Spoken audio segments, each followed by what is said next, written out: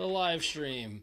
I gotta tell you, so Jason's off tonight, and so I'm being Jason. I'm playing the part of Jason, and that little intro clip that we have for our live stream they put together is great.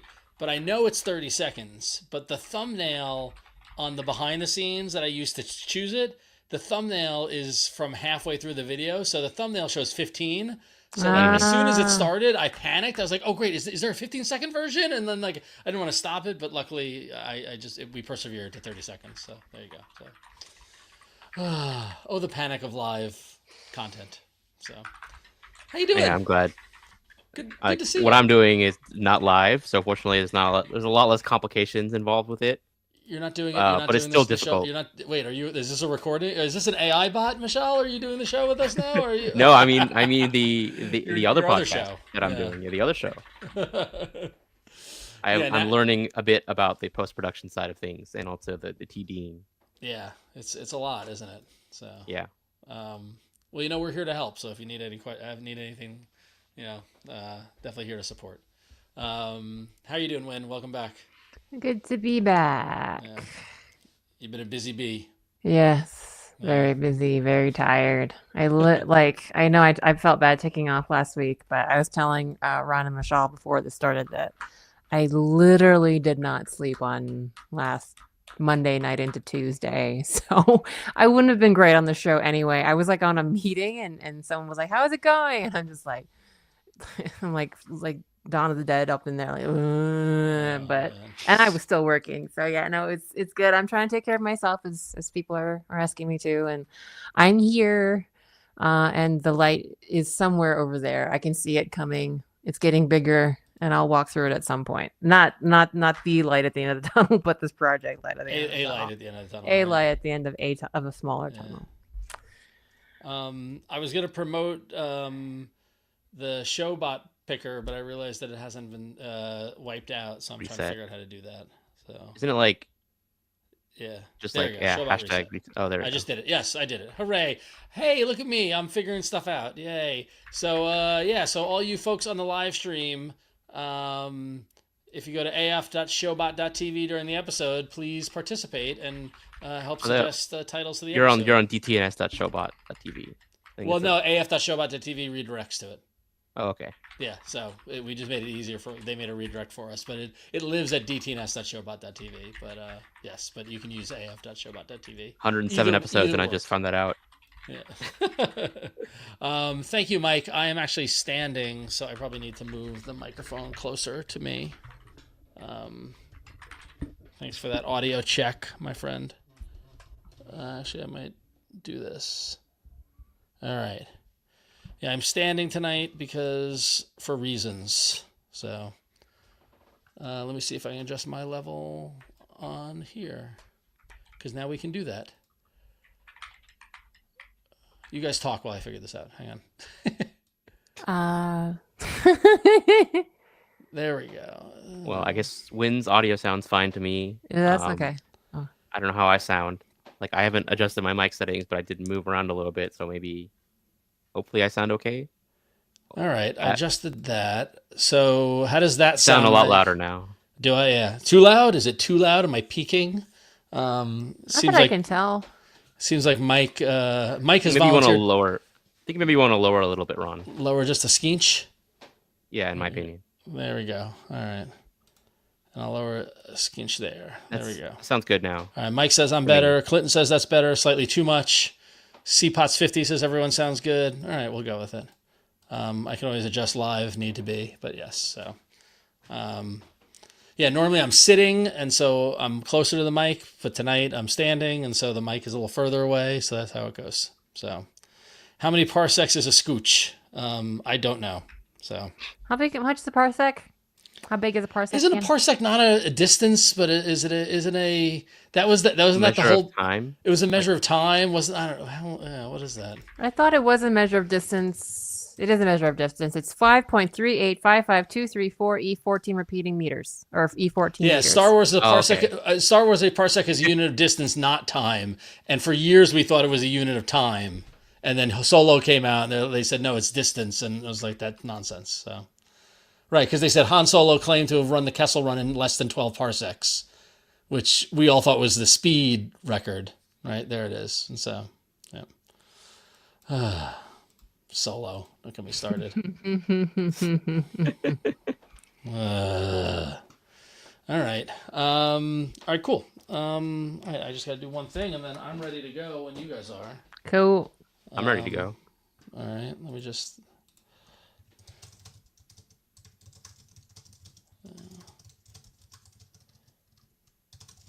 All right. Okay. All right, let's do it. When you ready to do the intros and everything? Yeah. All right, cool. So I'm going to say goodbye to you, Michelle. Goodbye, Michelle. You'll come back. And I will... how do I do this again? I will... They changed the interface. So I don't want to... There you go. You can still hear me, right? Yes. Lovely.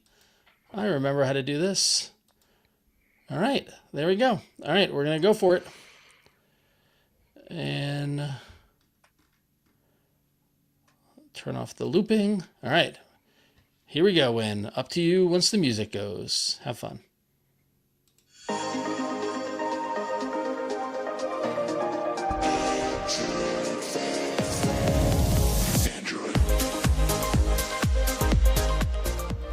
Hey everybody, welcome back. This is Android Faithful, where every week we bring you news, hardware, and apps in this, our wonderful world of Android. I'm Gwen Dow. And I am Ron Richards. And I'm Michelle Rahman. Hello, gang. Welcome back. Friends.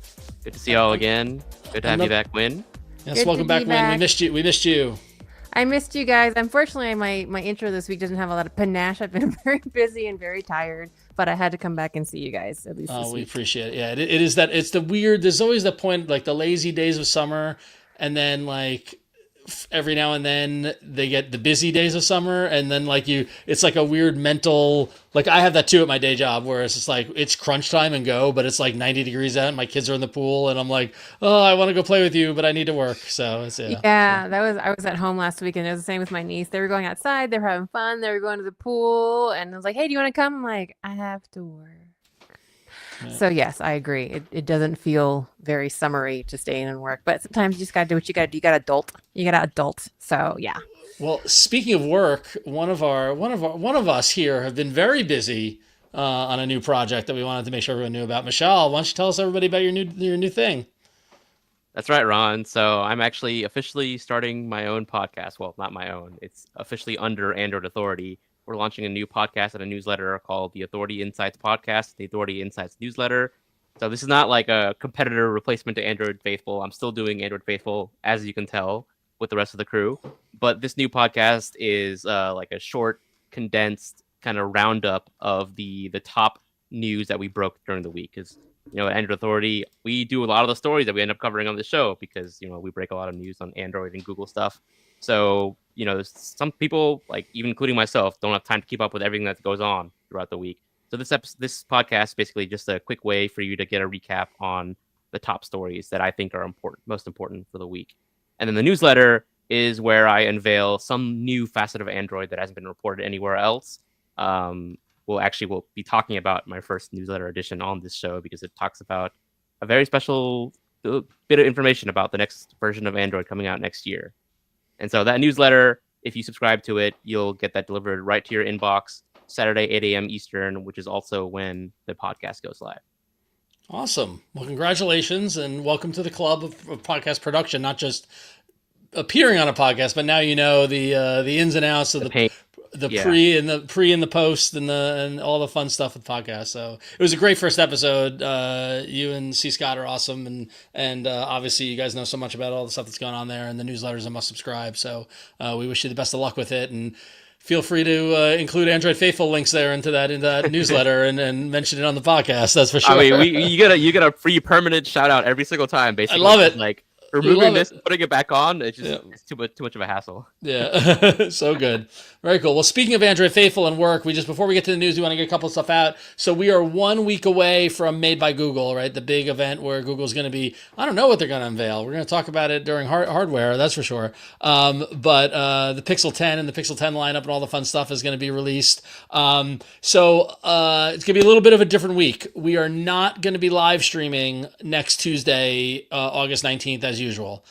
So you folks who tune in to the live stream every week over on the Daily Tech News Show YouTube and Twitch channel, there will be no live stream. Sorry, but with the fact that Made by Google happening on Wednesday the 20th, we've made the decision to release the podcast on the 20th in the morning. So you can stay tuned to your podcast app and download it as soon as it comes out. Those of you who like to watch the video and the recording, you can catch it as a premiere. We're going to release it as a premiere so you can chat and participate when it comes out.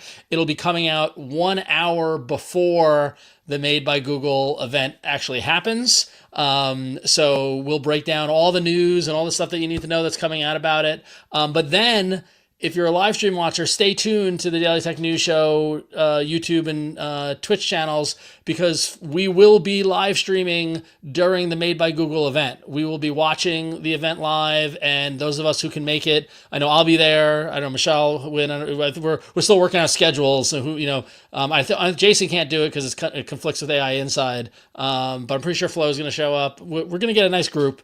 And we're going to watch it live, and we're going to talk about it. We're going to break down what's being announced, and that will be our also released as our Patron after hour show for those of you who can't catch that live stream. So busy week next week, a little different than normal. So to recap, no live stream Tuesday the 19th. Podcast comes out the morning of the 20th before the Made by Google event, and then we will be live stream coverage the Made by Google event immediately after that.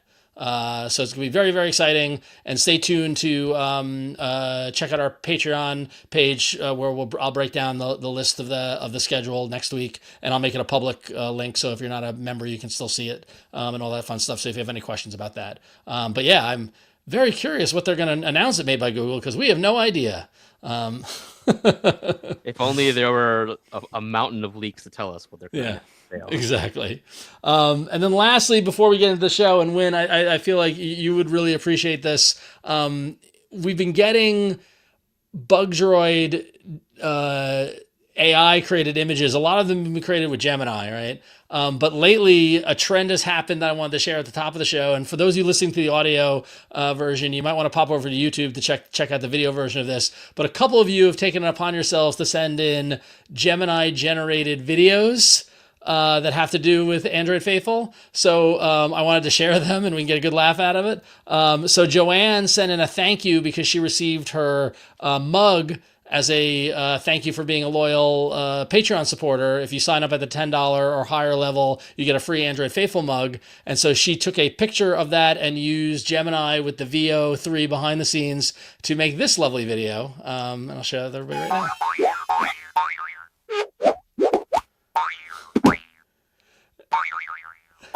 And for our audio listeners, it was the Android Faithful mug with a Bug Droid popping out of it, out of the mug, jumping out of it onto the counter, giving a big smile and a thumbs up. So, this whole, I don't know, Win, if you had a chance to play with the Gemini video, the image to video feature, but it is a trip. That's really delightful, Joanne. Thank you for sending that in. They're delightful, yeah. And then David wanted to one-up that. So David, another loyal listener, sent in this one, which speaks for itself. Where the F is, Ron Richards.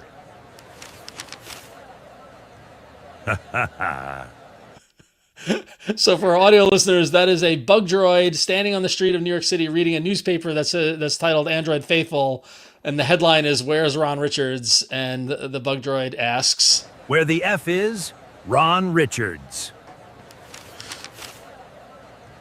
And he's like angry. He's an angry Bug Droid. I don't really know what the purpose He also is grew pupils when he started talking about, He did. Yeah, it's disturbing. Yeah. I will say that, as we've noted, the newspaper text looked amazing. Like, It was very clearly Android Faithful and Where is Ron? Well, Michelle, we've been talking a lot about that, about the advancements that text has made in these generative AI stuff. I did a graphic for the Patreon the other day that had like graffiti style writing, and it wrote Android Faithful in graffiti style, and it was like perfect. It was, admittedly, that wasn't with Gemini or Imagine. It was with Ideogram, which I don't know what is under the hood of Ideogram, what model they're using. But the stuff is really getting advanced. It's really kind of disturbing. So yeah, so there you go. So if you want to send in videos made with Gemini and you want to make funny stuff with bug droids, just don't single me out. You know, where the F is Win, or where the F is Michelle. Let's spread love. Where's Jason? Where's Flo? They're not here. Do that. So yeah. Although if you do use Gemini, share your prompts, because I'd love to know how you guys are getting such good results. Yes, Okay. and send them in to contact@androidfaithful.com. We'd love to hear from y'all. So. Kettlebelling Android, please, for me. Okay, let me see an Android doing kettlebell swing. I'd love it. Thank you, guys. Request. So, all right. Well, let's get right into the news. And the big news of the last week pretty much focused around Google TV. As a friend of the show, Janko Ruckers, wrote in his Low Pass newsletter, which got syndicated on The Verge, which I didn't realize Janko was syndicating this on The Verge. They just started that. Yeah, which is, and like, honestly, I think that's how this got around so quickly. Like, talk about a good one to go with. If you're not getting Low Pass, go to lowpass.cc and you can sign up to his newsletter there at Low Pass. It's fantastic if you're into anything technology, but he really focuses on streaming. We had him on the show about a year ago when he broke the news about Amazon and the changes they're making. But really interesting stuff. But yeah, so this piece about Google TV's uncertain future ran, which basically outlined the report that basically you need to, if you're reading on Verge, you need to have subscription. So subscribe to Low Pass as well. Give Janko the money directly. But still, but basically, Google TV is under the microscope inside of Google, because they are spending millions of dollars on Google TV. It's got a ton of growth, but they're actually having a hard time monetizing it. We've spoken to folks at Google TV. We've talked about all the great work they've been doing about integrating Gemini and things like that. We've also talked about how they've worked to integrate ads into the platform. And even though the fact that they've got 270 million monthly active smart TVs running Google TV, they are having a hard time monetizing the platform. And this is where it kind of gets into the how things work in the kind of the ad network business side of things, where there are two ways that ads can appear on Google TV: either ads directly sold by Google and Google themselves, or kind of pass-through ads where other networks are just distributing them to Google TV and Google TV gets a cut of that. And what they're finding is that Google TV is struggling to, break even on Google TV, but actually outsell what those networks can do with their own internal ad force. And it all kind of ties back to the fact that monetization is hard. It's very difficult. Ad business is challenging, more challenging than ever. Additionally, Janko goes into some of the changes that are happening in the connected TV space, like the fact that Hisense, which is a brand of TVs that is very successful, sold to Costco for years, have been running Google TV, is going to be switching over to Amazon's new TV platform, which is not Google TV, which is going to take a dent out of Google TV's market share. So the question really is, what is Google going to do? He did get a quote from Shalini Govil-Pai, the vice president and general manager of TV platforms at Google. And we spoke to Shalini. She was on the show when Google TV had those big changes last year about Gemini integration, stuff like that. And, didn't say much, just said how their success is, tied to their partners, and they're going to continue to invest in Google TV, et cetera, et cetera. But the real question is that there's a kind of a dichotomy happening at Google, which is that YouTube, there's been all these reports in the streaming side of things that right now in the streaming wars, remember a couple of years ago how the streaming wars and Disney and HBO and Netflix and stuff like that. Well, if you listen to The Town, which is a media podcast which covers the space, and if you read, Lucas Shaw at Bloomberg, or if you read Janko or whatever, everybody's pretty much in agreement that streaming wars are over, and that Netflix and YouTube have won. Mm-hmm. And right now, they are the two biggest platforms with two very different business models. and YouTube has got such a lion's share of eyeballs and is monetizing in such a different way. And YouTube has really kind of outshined Google TV to the point where, as Yanko points out, YouTube doesn't need Google TV as a delivery mechanism because people are going to YouTube whether they have a Google TV or not. Whereas a couple of years ago, Google probably thought, oh, we'll do Google TV and that will get YouTube into living rooms, when the inverse has kind of happened. So it's a real interesting kind of moment in time and a question as to what Google is going to do with Google TV. So I don't know. I mean, there's a lot there. Michelle, Wynn, I don't know if you guys had a chance to read Yanko's piece or what you thought of it. I know, Wynn, as working for Netflix, you probably, have limited what you can speak about Netflix, but we're not really talking about Netflix, we're talking about Google TV. Curious what you guys think of this kind of report and the state of Google TV. I mean, when I read it, like, I was always under the assumption, I've always thought Google TV is successful. Obviously, they have this massive user base, hundreds of millions of users. They at one point, I think they claimed that they are now the biggest, the TV platform in the world, just by user base. But then when I actually read the report, I'm like thinking about it. It kind of makes sense. Like, how are they making money off of users, right? There's not really much going on there that they can actually sell to people, because they don't really have like a subscription model that's directly tied to Google TV itself, right? They have YouTube, but as is clearly shown in the article, it's kind of independent of Google TV. It's not really tied to Google TV itself. So the subscription revenue they get from YouTube Premium is not really helping Google TV in any way. So other than that, they have like ads on the home screen, and they have the Google TV app and some of the movies they sell through that. But how many people go through Google TV for their content? Well, that's the thing, is that I'm a loyal Google TV user. I have the latest streaming device. My whole household uses it, and the ads are completely ignored.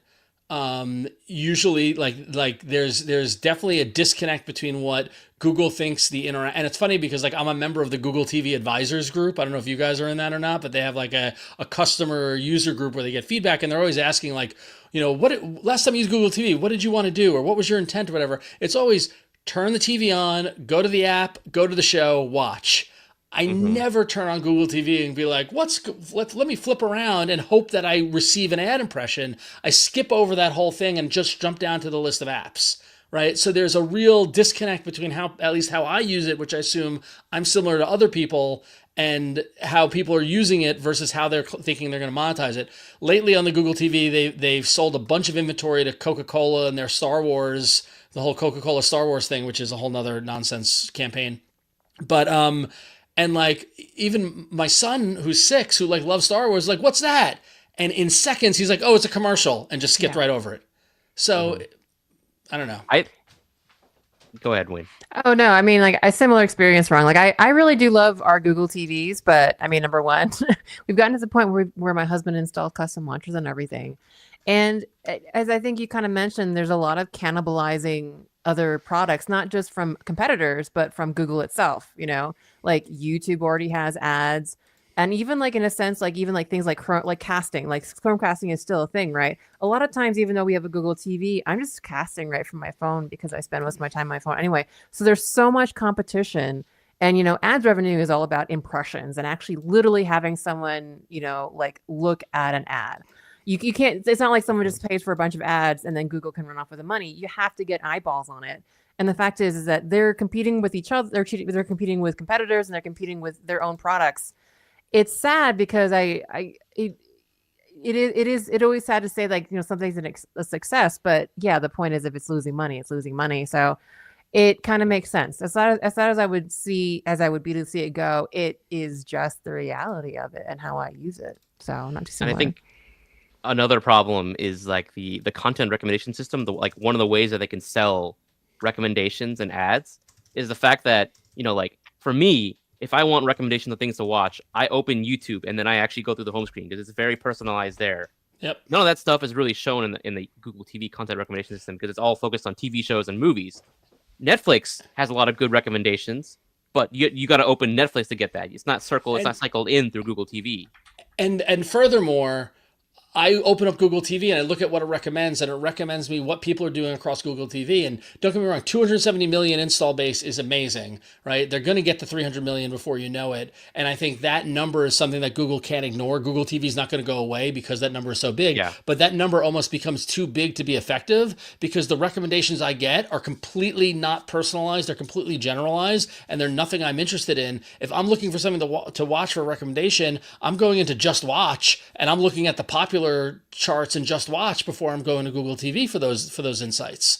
And also, there has been one thing I do like about Google TV is that there is a row that gives you the shows that you've been watching, that pulls the data from the apps that you use, but not every app has been integrated with that API, I assume, and they all behave differently. Some show the thumbnail, some show a screenshot, some are just coded wrong. Like, I can tell that they're showing bad data, right? So like, I think, Michelle, to your point, the connection between the apps themselves and the Google TV home screen there could be a better bridge between what you're actually consuming and what the Google TV screen is recommending to you by pulling it out of those apps.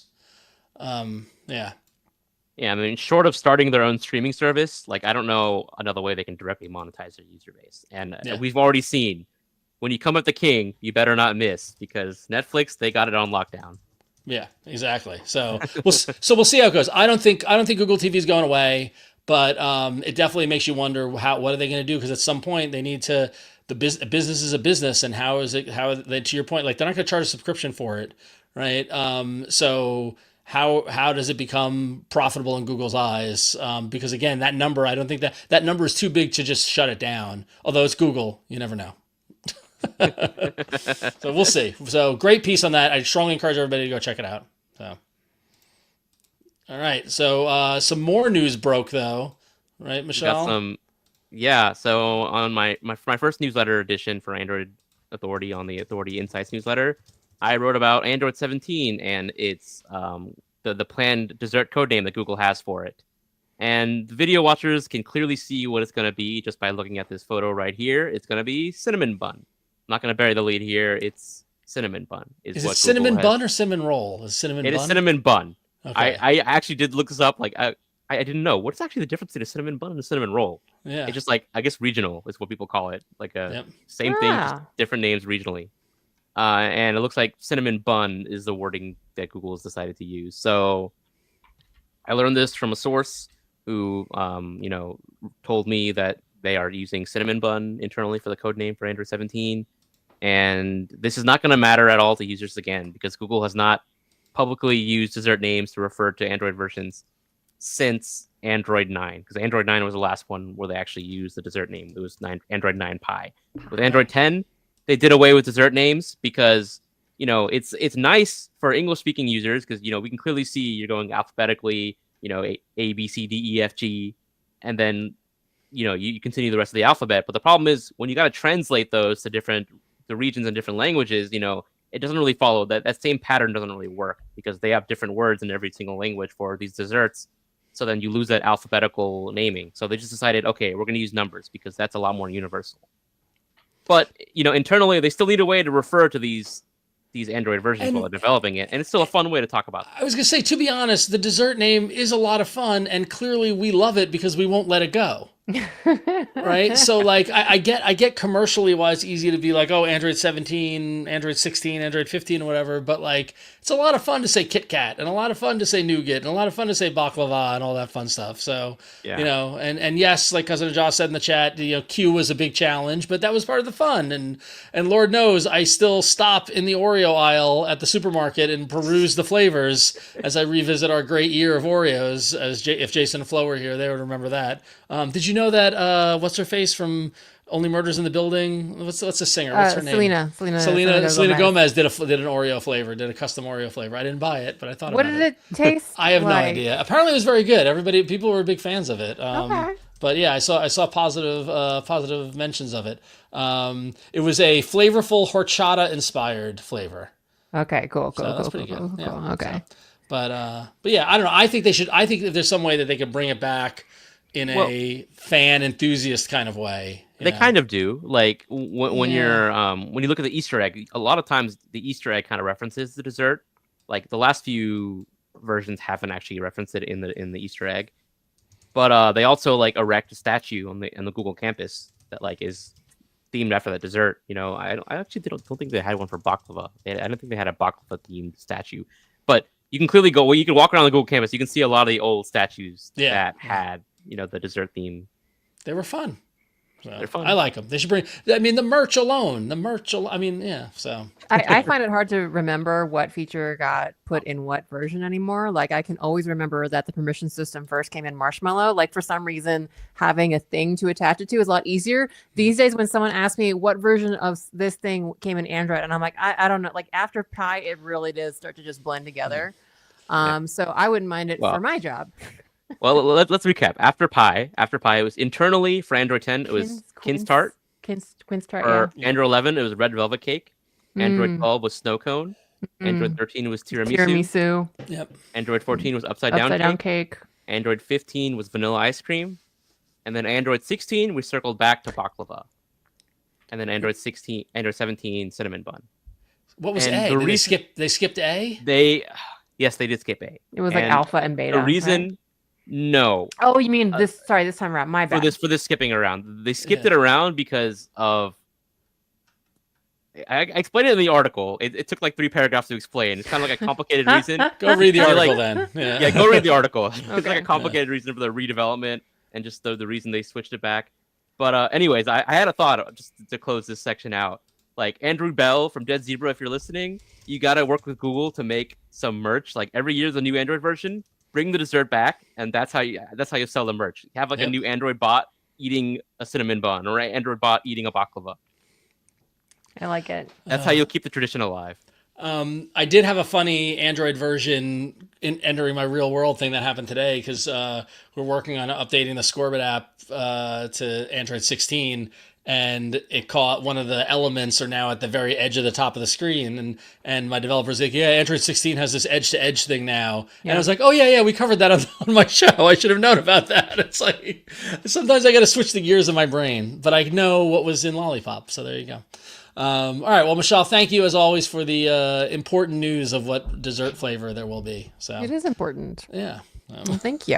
All right. Well, we've got patron picks for y'all this week. So the patron pick is when we have 3 stories that go up on Monday. Our patrons vote on them. And the winningest one we talk about here during the main show. But fear not, for your other patron picks, we'll get some, I can't think of another P word, but they will get some time in after hours.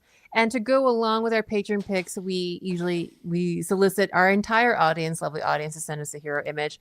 And this week is actually from very very frequent and almost all the time live stream fam member Frank Wojciech. Frank, sorry if I'm mispronouncing your last name. I was going to ask beforehand, but I thought I might be surprised that this week it is your Android bug faithful. And it's actually, I love this one. This is fantastic. It is the Android news anchor sitting behind the desk of the, I don't know, what is Wolf Blizzard's thing? The Situation Room or something? It's like the Android faithful room.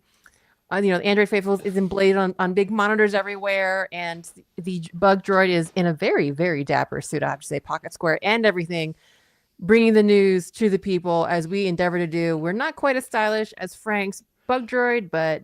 And Frank did clarify his last name is pronounced Frank Wojak, as in Kojak. I'm so sorry. So thank you, Frank, for that. Yeah, it's a good one. Oh. Thank you so much, Frank. All right, so patron picks. What got picked this week? Well... one of the stories that we won't be talking about now, but we'll be talking about during after hours is a Realme 15 Pro Game of Thrones limited edition coming. I got a lot of hot takes on this one. You got to tune in as patrons. Well, I mean, it sounds like a topic rife for hot takes, and if you want to hear them, become a patron if you're not already, and you'll get to listen to Ron's hot take on the Game of Thrones limited edition phone. But if you are a patron, you might also get us listen to us speak about the next winningest story, which was Google Calendar's big redesign is here, but your view settings might be hiding it. That's interesting. But what we will be talking about right now is another redesign, and that is Android Auto. Its new look is here, but not everyone is on board. So why is that?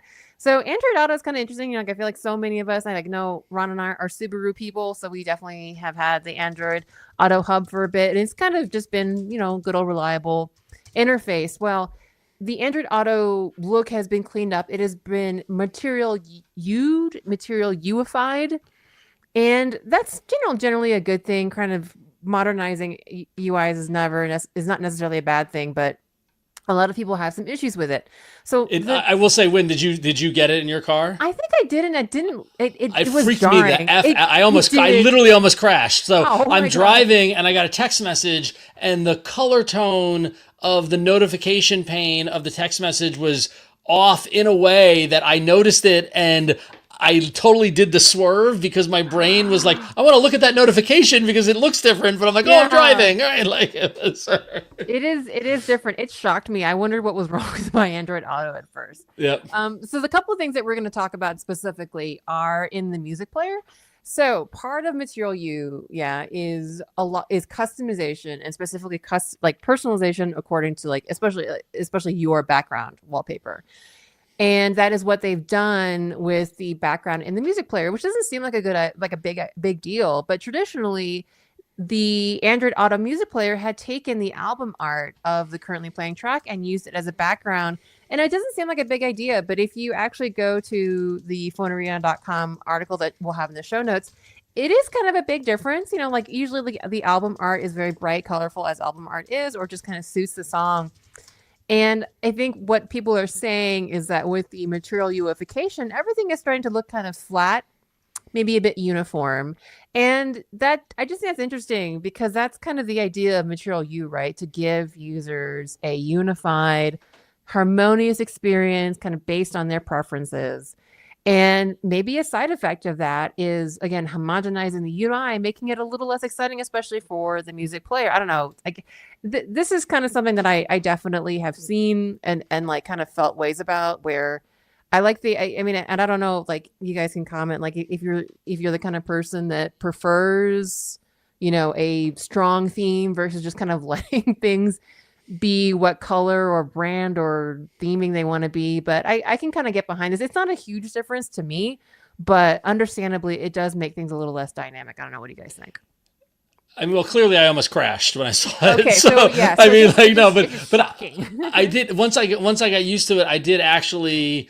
My gut reaction was that I preferred the older version because I felt as if it was more serviceable, if that makes sense. Yeah.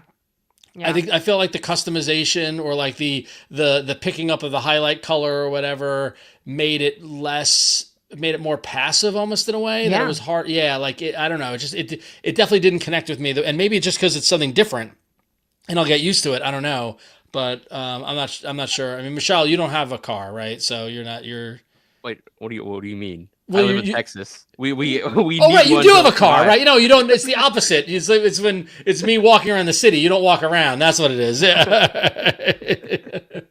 I got that mixed up. So do you have Android Auto? What did you think of this? Yes, So I haven't gotten the design because I don't drive that often, but I do use Android Auto when I do. So I was But right. haven't You don't noticed drive it yet. that often. See, I don't drive that often, but I do use Android Auto. And I do have a car. Yeah. But me personally, I just think like the car is one area you should do very minimal amount of UI changes, like if at all. Yeah.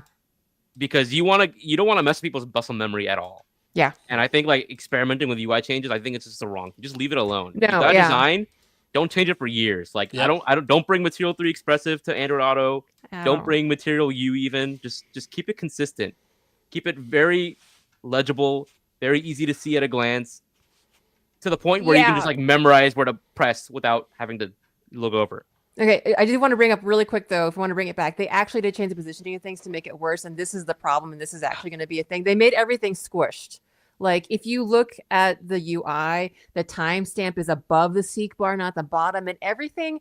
There was a great comment in the article that it's cluttered and yet somehow has too much empty space.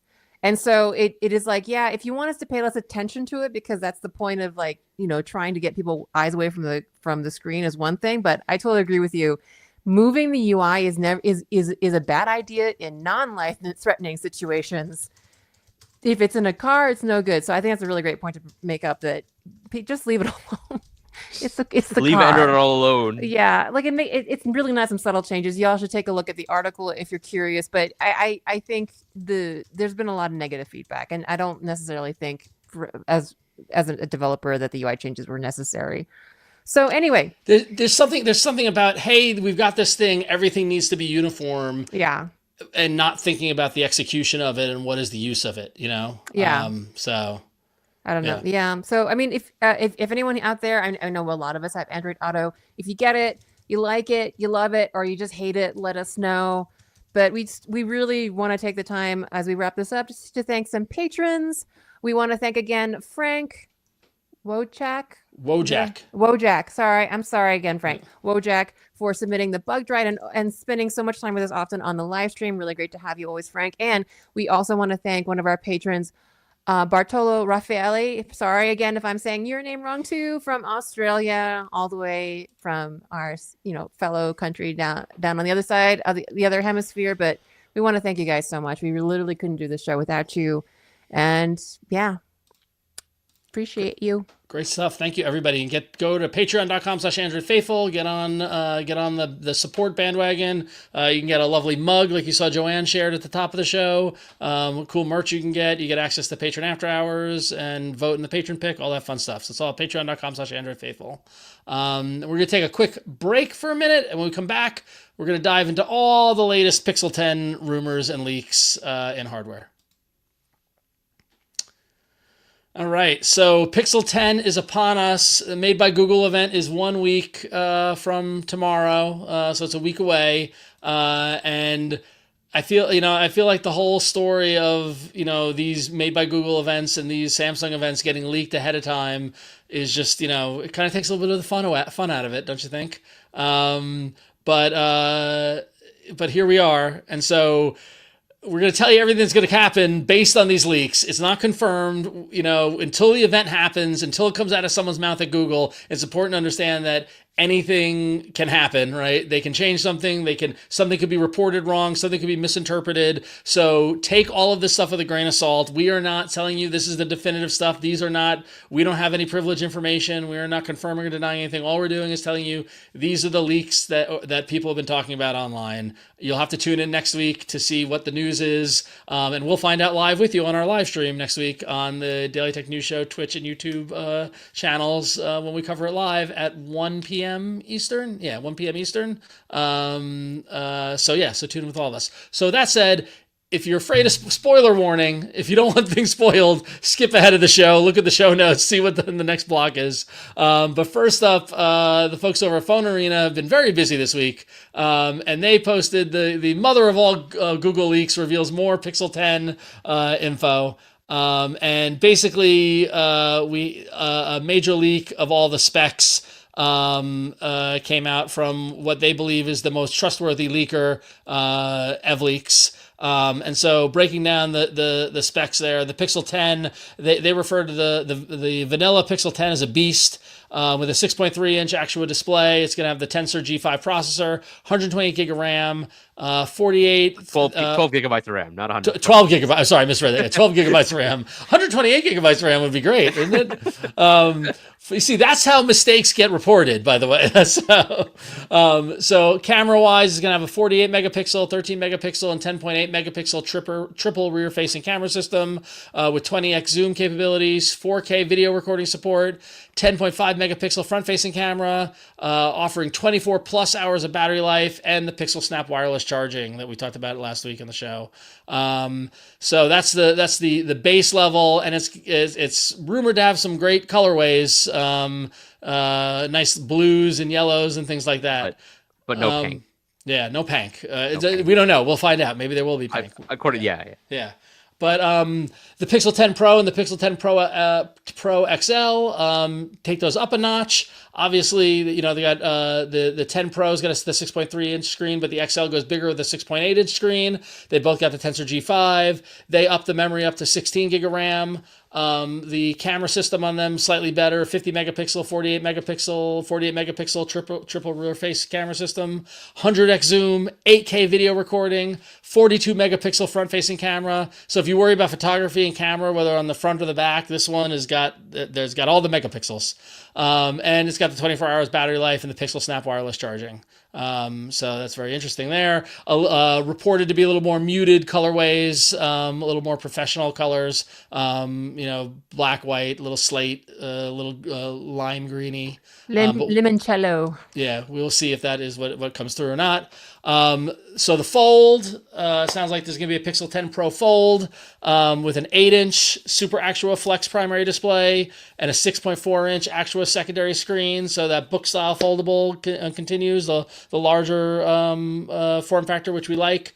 16 gig of RAM, 24-hour battery life, and an advanced triple rear camera with 20x zoom capabilities. Light on specs for the Fold. So curious to see what we find out in a week from now, if there's more. The wireless charging is not listed here, other stuff like that. So we'll be curious what they say about it.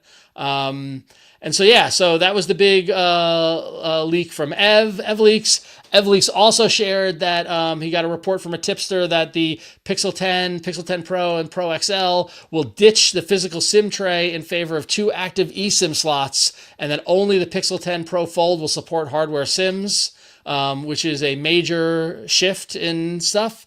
Curious if this will be true or not. I have a physical SIM card still on my phone. I have not. Yeah, I don't know about this change, Chief. Yeah. I'm not looking forward to this if it's true.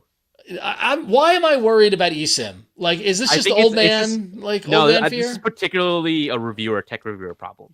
Yeah. Because we're changing phones so often, and a lot of times, especially Android tech reviewers, we get phones from Europe and China and stuff like that. And a lot of times they don't have eSIMs. They don't support eSIMs in the US. So then we would just be screwed. Yep. We wouldn't be able to use our main SIM in those devices anymore. Yep. Yeah, so I mean, the eSIM and what's so funny is that I am in the group that would want eSIMs, I guess, but I don't want to lose my physical SIM card for some reason. I don't know why. It's a weird thing. I mean, I can understand it. Yeah. It's just more convenient. If you know what you're doing, you keep it around, you swap it from phone to phone. There are some conveniences of having an eSIM only. It's you can, before you go traveling internationally, you can preload an eSIM plan before you even take off and land. You don't have to go hunting around for a local SIM card. Right. That's pretty convenient. But then you got to deal with switching phones. It's a hassle. Right. So Michelle, there was a couple of rumors around the watches, right? You're closer to the watch stuff for me. Can you recap those leaks? Yeah. So as usual, Evan Blass has been sharing leaks of not just the Pixel 10 series, but also the watches and the rumored new buds. So this was reposted on 9to5 Google, who talked about specs leak, revealed that the Pixel Buds 2a will have ANC, so which is nice to have because I don't believe the first gen Pixel Buds A had ANC. So the 2a are rumored to have ANC this time, and these are rumored to be their more budget friendly earbuds as opposed to the Pros, which are their more premium earbuds. And Evan Blass shared some spec sheets that reveal that you'll get 7 hours of listening time with ANC on, and 20 hours with the charging case for the rumored Pixel Buds 2a. They will have spatial audio without head tracking, and they will also lack some of the more smarter intelligent features like the conversation detection that are available in the Pro model. And then when it comes to the watch, they also shared the spec sheets for the Pixel Watch 4 versus the Pixel Watch 3, and you can see it's gonna according to the spec sheet that he shared, it's going to be available in 2 sizes again, the 45mm, 41mm. It's going to have an actual 360 display, which goes up to 3000 nits of peak brightness, as opposed to the previous generation was 2000 nits peak brightness. Seems like slightly better battery life, with the 41mm promising 30 hours, the 45mm promising 30 hours and 40 hours respectively for the 41 and 45mm sizes, as opposed to the Pixel Watch 3, which only offered 24 hours battery life with AOD on. And supposedly charging will be a quarter faster, 25% faster with the new quick charge dock, which I do believe we showed that off last time as rumored. There's that side charging thing they showed off. We did. That looked really interesting. I think Android Headlines leaked that earlier. And then the other upgrade mentioned in this chart that Ev showed off is that the new watches will have dual frequency GPS, which based on what we know from other watches, should allow for more precise location tracking. That's a lot. So I always get a little weary when these spec sheets get leaked and things like that, because we all know in this world of Photoshop anything can be manipulated or anything can be changed or anything can be, I don't know why anyone would do it or whatnot. So again, tune in next week. We'll find out what the real story is, straight from Google's mouth. And I hope Google surprises us. I mean, I guess I just want to take a quick second. We've had so much of this stuff spoiled. What do you want to see from Google, made by Google, next week that we haven't heard about yet? Give me a Pixel trifold. That would be great. Samsung didn't give us a trifold, so Google, now's your turn. Now's your chance. I mean, they would really steal the day if they did that, right? So one more thing, the Pixel trifold. I mean, I guess they're not going to do anything on Google TV after this, or tablets or anything. Right? Oh, a tablet. That would be nice. A new tablet. That would be nice. We've been waiting quite a while for a successor. Yeah. Well, I don't know. Well, so we'll see. So tune in next week. We will. So again, our show comes out the morning of August 20th. I think it's coming out at noon Eastern, and then we'll be live streaming at 1 p.m. Eastern to cover the Made by Google event. So stay tuned for that. Well, speaking of tablets, Michelle, the mystery unfolds a little more of the Pixel tablet stylus, right? Yeah. So this is interesting. Back like a week before Google launched the Pixel tablet back in 2023. There were rumors that Google was working on a keyboard and stylus accessory. And this is something that we found from retailer leaks. And we also, I found some evidence in an APK that showed they were working on a pen for Pixel tablet and a keyboard for Pixel tablet. They were working on these accessories. And then fast forward to the launch, and then almost over 2 years later, no word of a tablet, no word of a keyboard, no word of a stylus. You can buy third party keyboard and stylus accessories for the Pixel tablet, but nothing official from Google. But back in June, a friend of the show, J.R. Raphael, actually got his hands on the unreleased Google Pixel tablet pen. And this kind of flew under the radar for a while. We didn't notice that this had happened because he posted about it. He reached out to Google. He tested it, and it looked legit. It's straight up. It has the Google amphitheater, their address listed on it. It has the Google branding. I don't know if it came in the original box, but it looked like a legit Google stylus for the Pixel tablet. And when we reached out to Google, they didn't really offer a comment on it. Then fast forward to last week, 9to5 Google also got their hands on it. I guess they caught wind of this article, and they posted links to where you can just go out and buy one. It's straight up just available on Amazon, and you can just buy one, which is really bizarre because this is an unreleased official Google product that was just on sale on Amazon from random retailers, and you were able to buy it until, of course, people, probably Google, went after it finally after it got all the media attention. So now it's unavailable. But before they took it down, you could just buy it, and 9to5 Google did get their hands on one, showing it off, and this looks legit. I am pretty confident this is the real thing.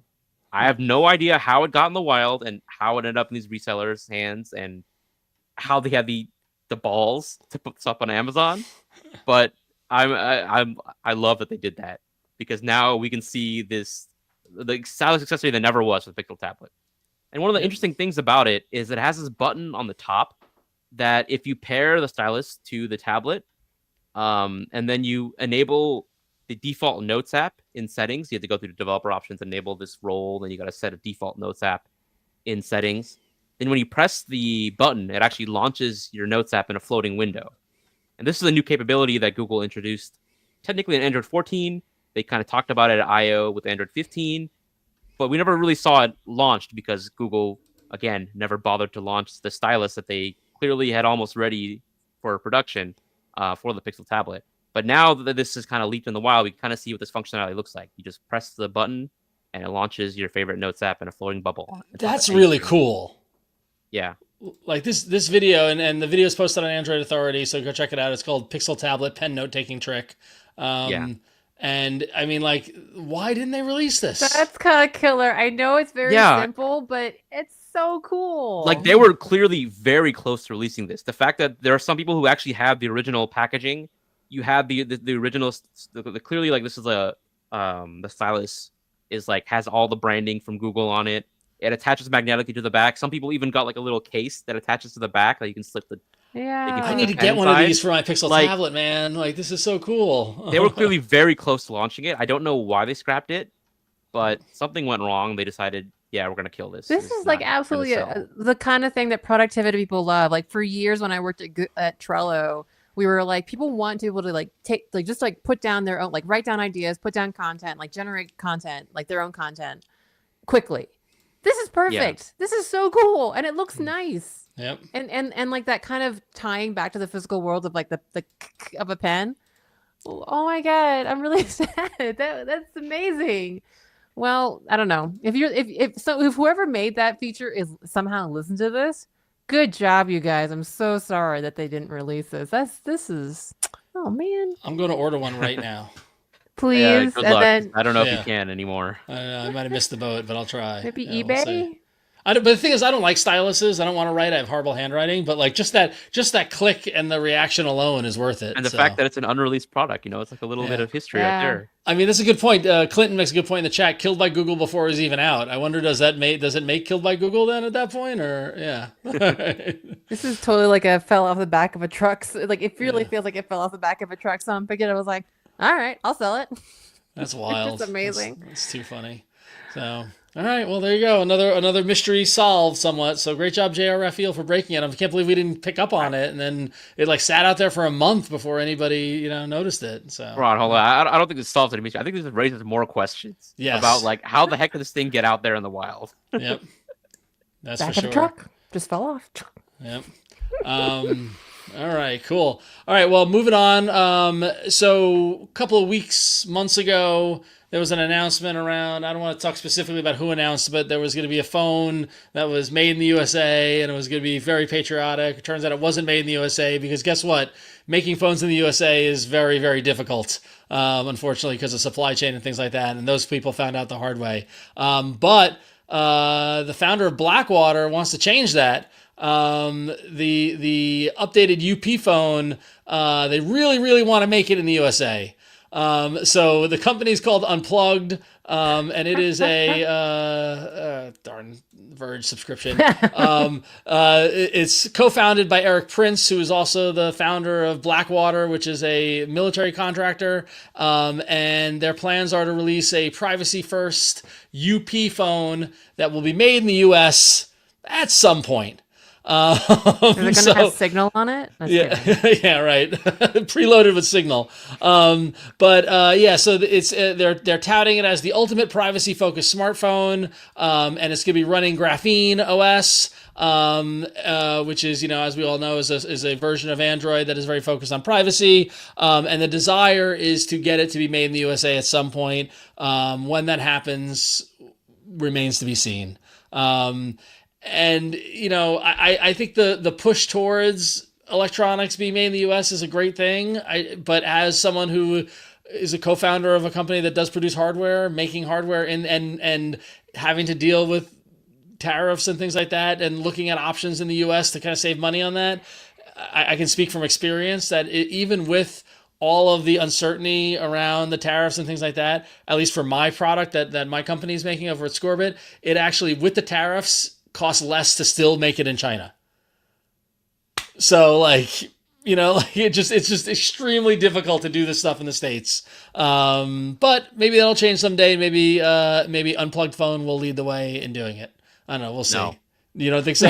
No, absolutely not. This thing has so many red flags. Do not buy this device. Thank you, Michelle. I don't want to be like coy about it, just like fake jokes about it. But like you're scamming yourself if you buy this device. Yeah, I mean it. And the thing is that you can't buy the device. I mean, I get whether or not you want to lay down money for something that will come out or however it might be. That's up to your mileage may vary, but buyer beware. I guess that would be our point. And the thing is, like, if that's something that's important to you, then that's how you can choose to spend your money, right? So we'll see. Anyway, so how about a phone that definitely was not made in the United States? I was going to say, it's like, well, definitely not made in the United States, but you can buy. And that's a Samsung Galaxy Z Fold 7. And, well, rather, the review by our own Florence Ion. So Flo did talk a little bit about her kind of first weekend with the Z Fold 7, but her official review is up on our website, androidfaithful.com. Please check it out. I won't give too many spoilers or anything, but, Flo makes some really great points about kind of like just the phone in general and maybe like its role in one's life. So definitely go check it out. She's encouraging you also to like check it out, make comments, engage with it, pretty please.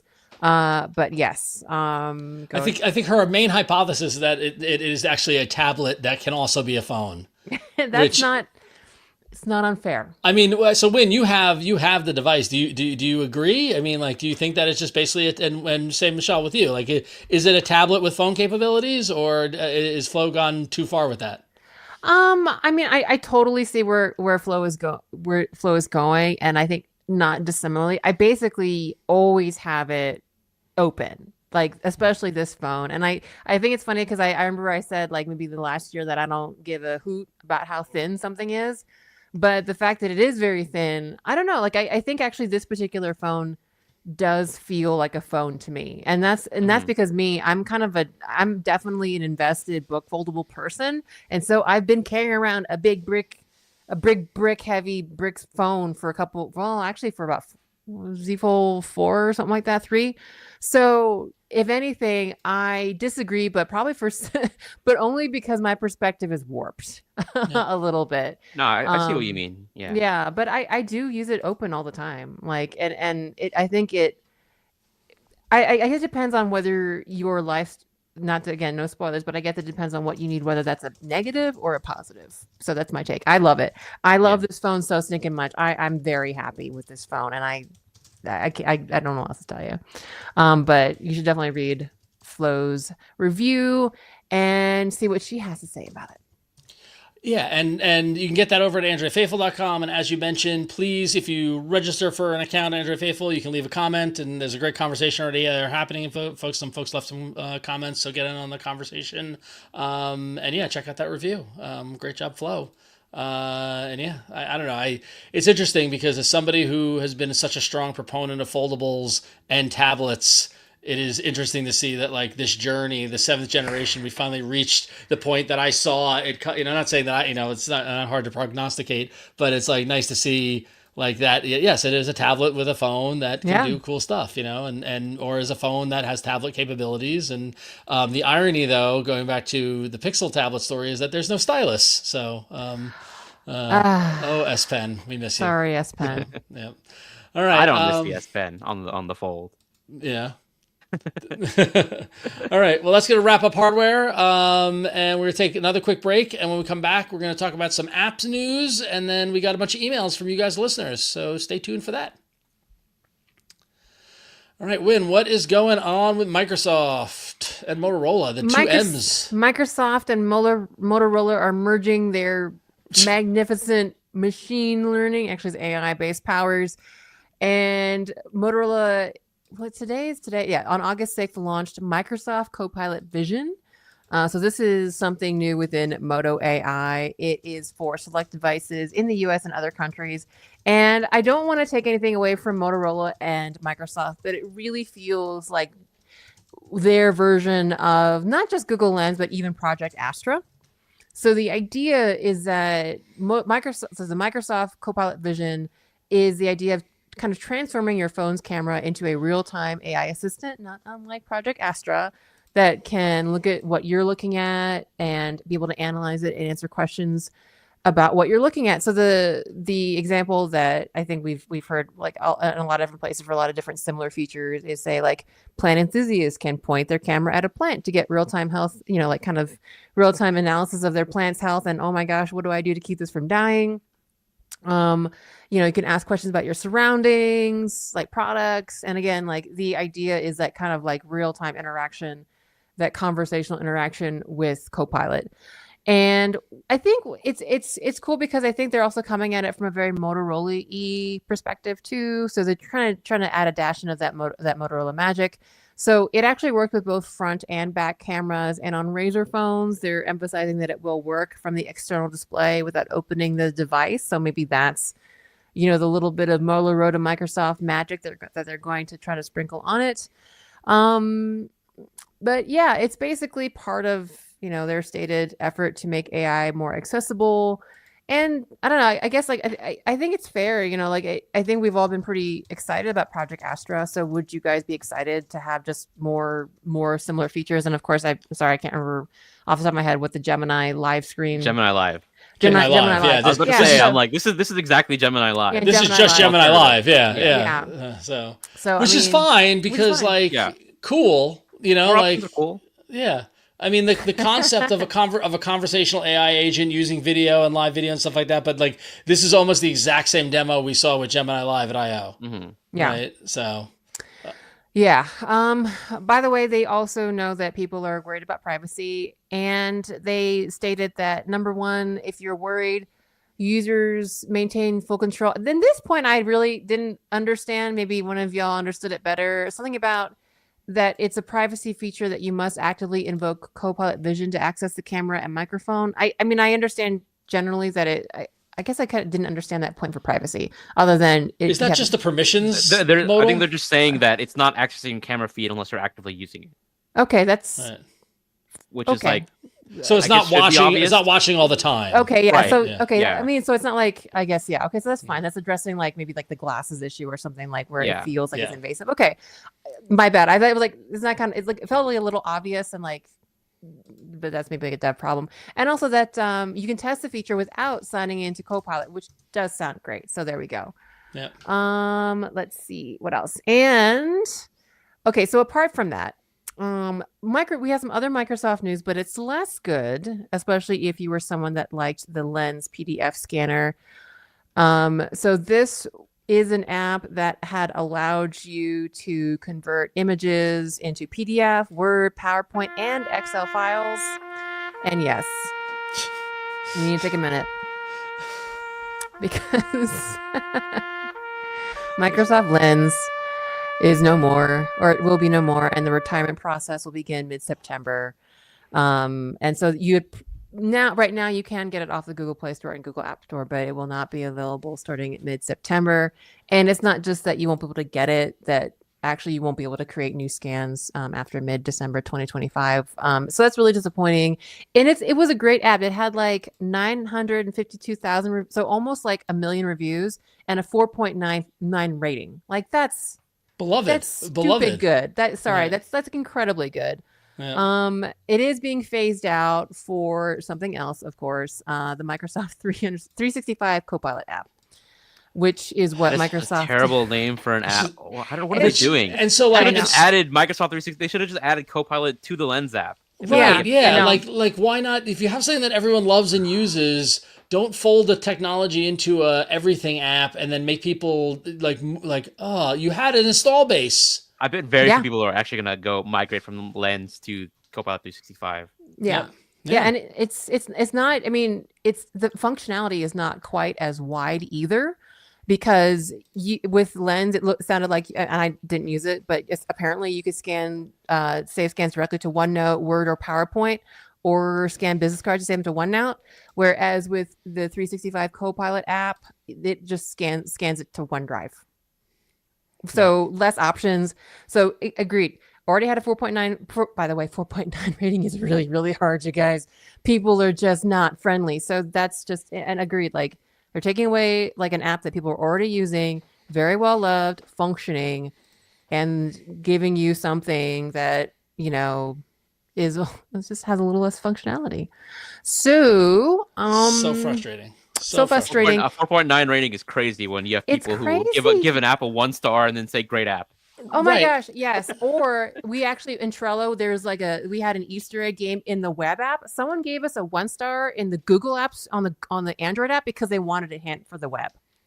People do stuff like that. So it is insane that they had a 4 point. I'm jealous. Like, give me that.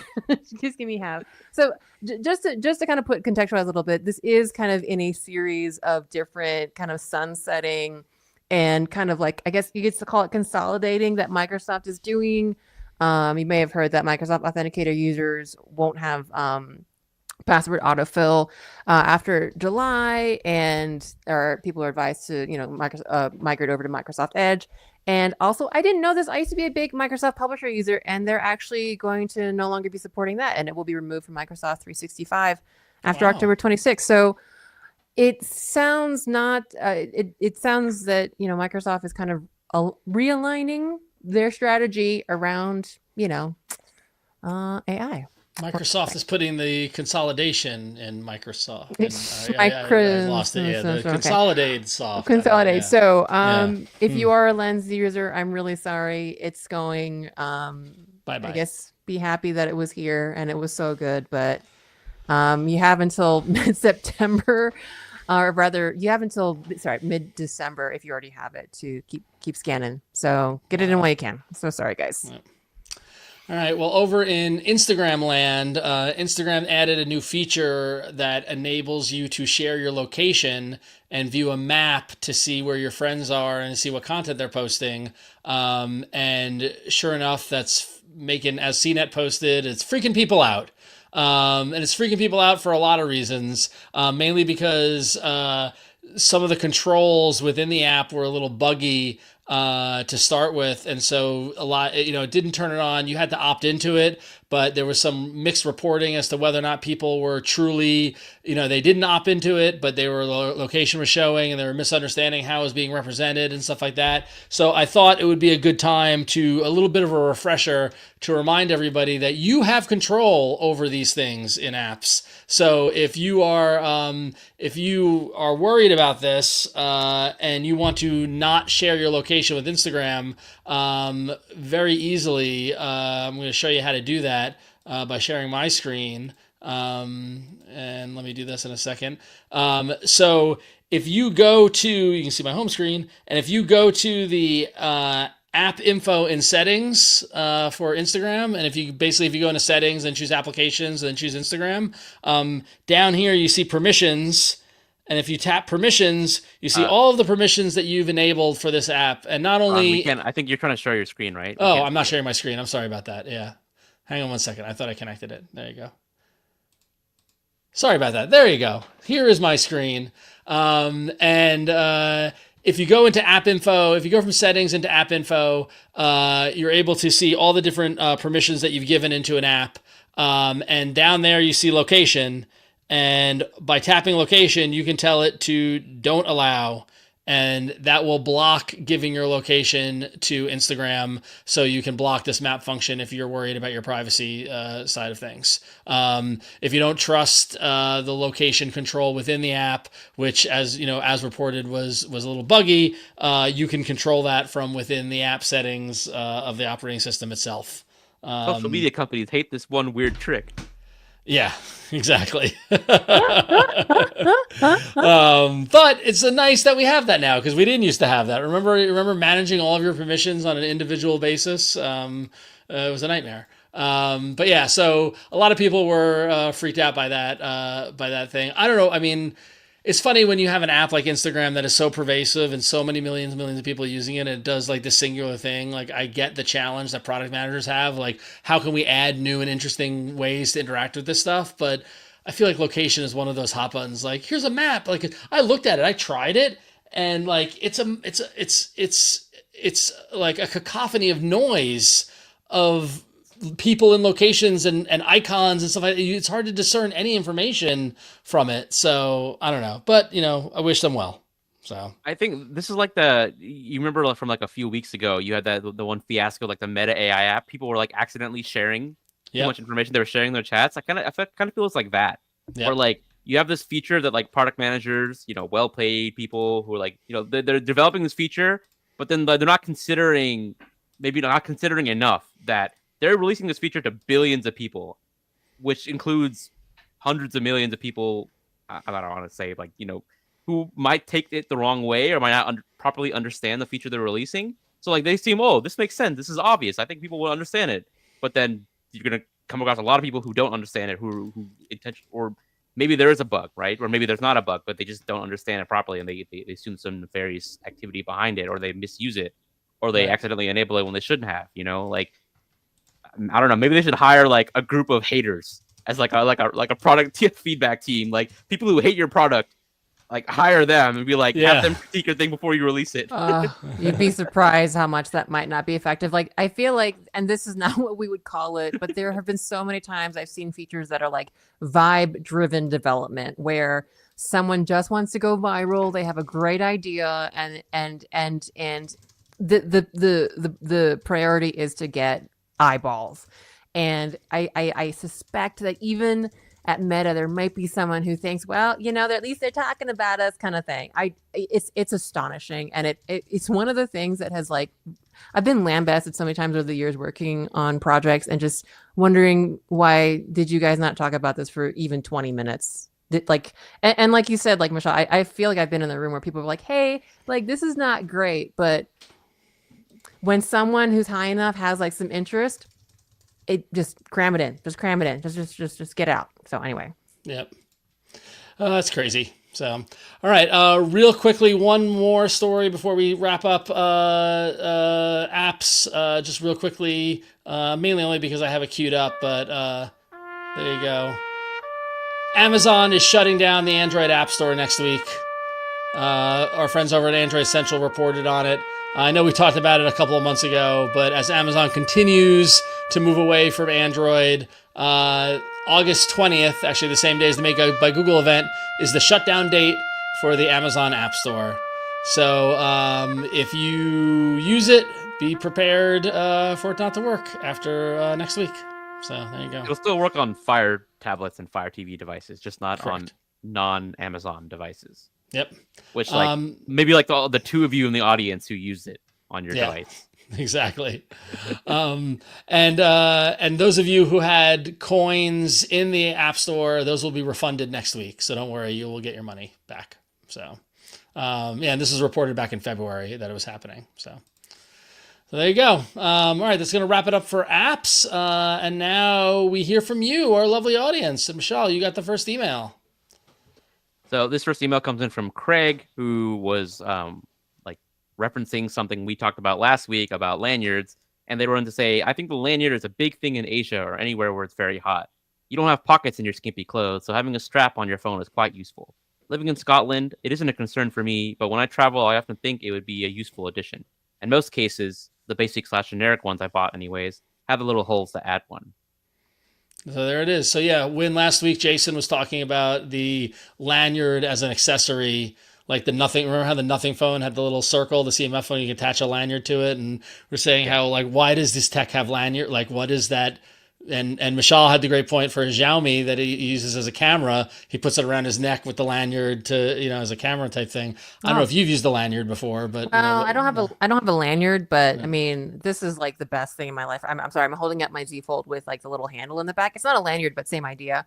Yeah. I don't even know how I've ever lived with phones without this, because I'm a clumsy butt person. So I'm into it. I would have a lanyard if I didn't have this. All right. Pro Lanyard. There it is. Pro Lanyard. Yes, sir. Yep. All right. Next email comes from Daniel from Colorado, who says, picking up also the conversation from last week's episode on the subject of using phones long term. I had a Pixel 2 XL until I upgraded to a Pixel 6 Pro. That's more or less 4 years of daily use for a phone that had 3 years of software support. The final year I owned my Pixel 2 XL, I recall that I still had all-day battery life. I loved using Active Edge to squeeze my phone to bring up Assistant, and the phone wouldn't overheat at the slightest task that I needed to do. Taking photos was fine. The reason I upgraded? Not the trade-in value, not a poor battery life, not a cracked screen, nor poor performance. It was the AMOLED screen burn-in that I had accumulated over the years. There wasn't any ghosting, thankfully, but the display was turning blue. What killed the phone for me was that I saw a blob of light blue tinted pixels grow from one corner of the entire screen over the course of a year. It took over my photos, any content I viewed on social media, reading blog posts or articles. It especially messed with Google Maps. Basically anywhere the screen is supposed to be white, I saw light blue. It was annoying enough to upgrade. Thanks for the entertaining and informative show. You all putting in the yeoman's work and getting the news to the faithful. Amen. Daniel from Colorado. And so, yeah, that is a great story of squeezing the life. Well, that's 4 years out of a phone. Michelle, last week we were talking about what, six or 7 years out of a phone. Like, I feel like 4 years is probably the limit of how long a phone could last. I don't know, but I think it really depends on how you treat your phone. Like, if you plan to keep your phone for that long, then you definitely want to be very conservative with how you charge and what conditions you keep your phone in. But most people, I think probably 4 years should be fine, like, without having to worry about any major issues. But I guess the display kind of crapped out on that device for that user. Which is a physical breakdown. I mean, geez, but 4 years on a 2XL. I forgot about the squeeze function. Do you remember that? Like, a little bit. Just like, That That was fun. So, Ah. all right. When you got our last email? Did y'all talk about back buttons last week too? We did. Yes, we we did. did. The What was theme the of all content? these emails are responses to last week's Okay. episode. Yeah. All right. Well, so Adam writes us, for what it's worth, I've been using Samsung phones for years, so have been, quote, back button on the right for so long I wouldn't want to switch. It's actually logical from a usability perspective because I, like a majority of people, am right-handed and I hold the phone in my right hand and use the back button far more than my recents button. So being able to easily tap the back button with my right thumb without having to reach to the other side of the screen is very ergonomic and useful. Shrugging emoji. Adam in San Diego.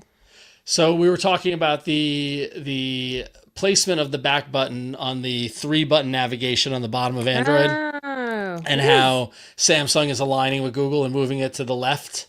And we were debating where is the best spot. I think the left is the best spot because it's like, to me, it's like you're going back, you're going in that direction, right? But Adam brings up a good point that as a right-handed user, having the back button closer to your thumb is pretty ergonomic. I didn't think about that. I don't know. Where do you fall? Where do you fall on where the back button should go on the outdated mode of navigation? Now that we've moved to gestures. Well, I mean, I use the back gestures. I don't like it, but I do. Yeah, that's a great. I think that given how much I accidentally press buttons, I would need it on the left, and that's just a me problem, Adam. I think you're right in that it's more ergonomic, and obviously back is something that is used constantly. I am just not good at hitting buttons on phones, which is really odd given my job. So I would have to say left, but that's a me problem, not a you problem. I think for me, like, it can kind of go both ways because, like, when you're holding your phone, like, say if I'm holding my phone on my right, like if I'm holding my phone like this, right? If I want to hit the back button and the back button's on the left, then like my thumb more easily reaches down here. Sorry, it's kind of hard to see. Like my thumb is going to more easily reach to the bottom left corner. But like if the back button is on this side, then like I kind of have to like shift how I hold my phone to like move my thumb. It's kind of hard to show you while I'm like describing it, but like say like if I'm holding my phone like this, right? My holding my in my right hand, then like the back button on the left is kind of easier for me to reach without having to shift like how I'm actually holding the phone. But if the back button's on the right, then I gotta kind of like contort my thumb like this to reach it. So, like I do think it is more ergonomic on the left, actually. I do it depends on how wide the phone is. That's a big thing.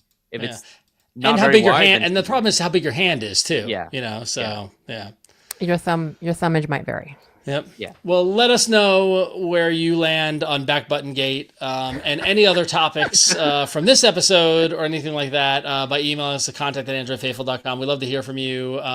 And also, important note, patrons, if you write into us, we will read and answer your emails on the After Hours show, which is available to patrons immediately after this podcast episode. And I believe this week's After Hours, we do have a patron who emailed in with some feedback about the latest QPR1 beta. So you want to tune in for that. So excellent. All right. Well, we got to start getting ready for After Hours, but so we're gonna start saying goodbye to y'all for this week. Michelle, other than your fabulous new podcast with Android Authority, is there anything else that you want people to know? No, just go check out the new podcast and newsletter, please. Like, I'd really appreciate if you subscribe because we're going to share some exclusive information from here on out every week, something new to look forward to. Awesome. And Ron, how about you? Yeah, I would just echo what we said earlier about Flo's article and go to androidfaithful.com. You can see Flo's Galaxy Z Fold review. We got some news dropping tomorrow, in fact, that I can't talk about. And also you can sign up for the newsletter to get Flo's newsletter that comes out every Friday. And then, of course, reminder, no live stream next week. Tune in on Wednesday for the podcast. Live stream happening Wednesday during Made by Google. Same tech channel here on YouTube and Twitch at Daily Tech News Show. So same tech time, not same tech time, same tech channel. Tech channel. Oh my goodness. Okay, and I won't gild the lily too much after that. Please check all that out. Check out Michelle's new podcast for Android Authority. Check out our MBG coverage, and if you really want to check out my dev stuff, randomlytyping.com. And if you're a patron, don't forget After Hours is coming. And if you're interested in what that is all about, you can feel very free to join us as a patron. But that is that, and that is us for this week for the main show. This podcast publishes every Tuesday evening. I already said it, but subscribe at patreon.com/androidfaithful, or check us out at our wonderful website, androidfaithful.com, where everyone's working real hard to write articles like Flo's Z-Fold review. So check that out. Email us. Let us know what you're thinking. Give us responses at contact@androidfaithful.com. And yeah, we'll see y'all next time. We're going to keep rocking, keep Android, and keep dancing. And we'll see you real soon.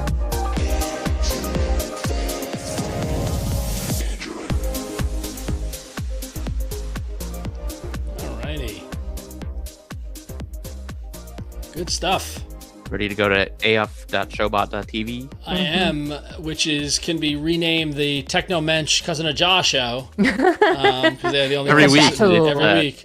Professional titlers. So the leading vote getter is bring back dumb TVs. We got Android with or without icing. Leave Android Auto alone. AF actually ended in less than 12 parsecs for a change. It's true.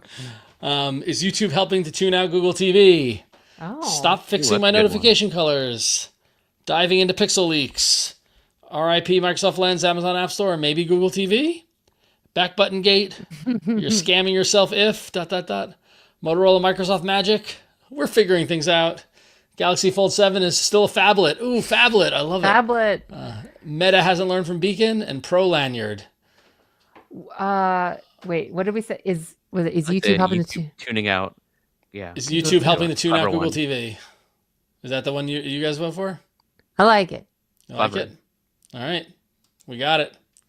Is YouTube helping tune out Google TV? It's just got like a little bit of alliteration, snappy. Thanks a lot. But all the titles were wonderful as usual. Yeah, you guys rock. More people got to do it. Come on, you're all people are voting for them. At least 4 people are voting for them. All right, cool. Well, so tune in on Wednesday for the podcast, and then for our live coverage of Made by Google, we're gonna go do After Hours, and then I'm gonna go do Jason's job and get the show out tonight. Thanks for tuning in, Burke. Good to see you. Sorry I'm standing. Sorry if I was quiet. I'm be closer to the mic next week. I should be able to sit again next week tomorrow. Or next week tomorrow, whatever. Next week. All right. Have a good night, everybody. All right. Thanks, guys. See See ya. you later, friends.